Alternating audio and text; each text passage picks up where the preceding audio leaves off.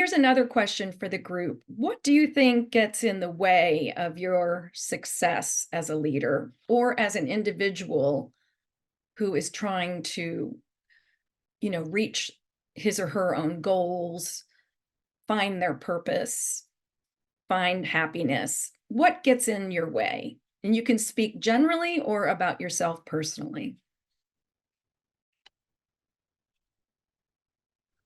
Lack of time. Mm-hmm. Mm-hmm.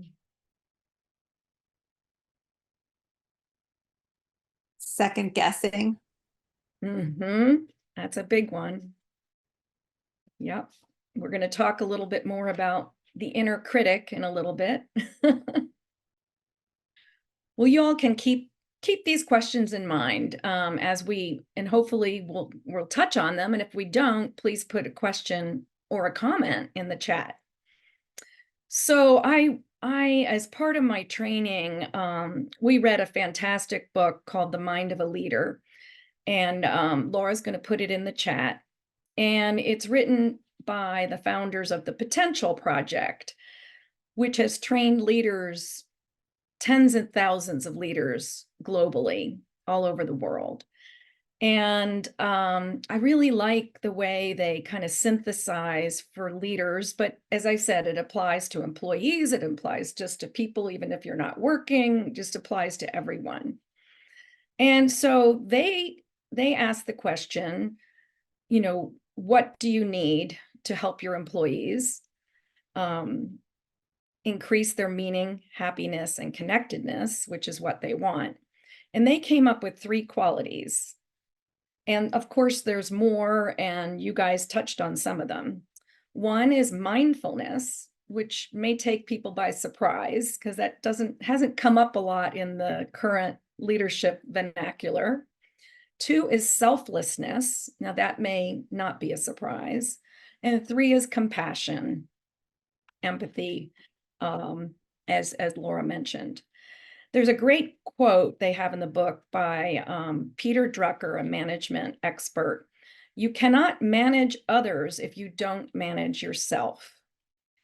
I thought that was pretty cool, meaning if you don't understand yourself and how you operate, how on earth are you going to understand other people and how to manage them?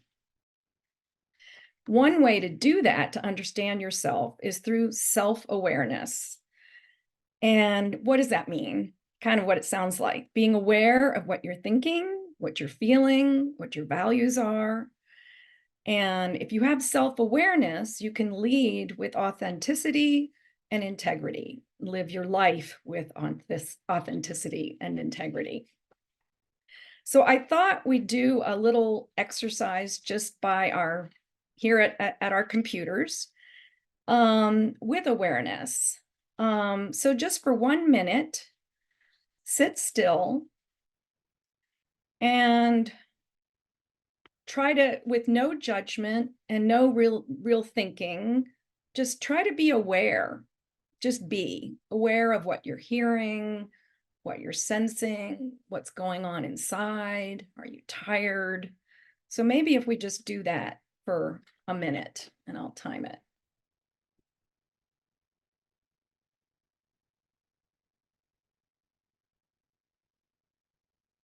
All right, that's about 1 minute.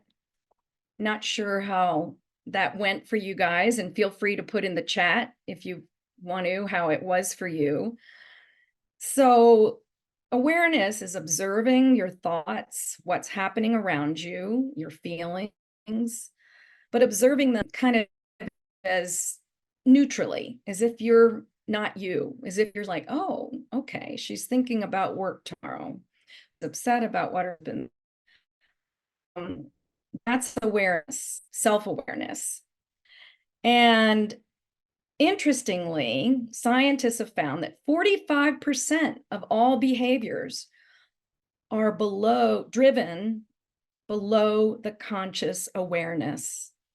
So we're not conscious. These are implicit biases. These are habits, automatic thoughts. It's incredible. And by using mindfulness, and I'll get to that in a minute or so, It's going to help improve and expand your awareness of yourself and others. It's going to help you keep your values in mind. And it's going to make you more aware of what makes you happy, that it comes from inside, and that true happiness is fulfillment, lasting well-being with meaningful and positive life experience. There's intense pressure on leaders, and so it's really important for them to have this self-awareness because they can let their values slip in terms of how they treat their employees, in terms of how they treat their colleagues, or in terms of what goals their organization has. So self-awareness helps with all of those.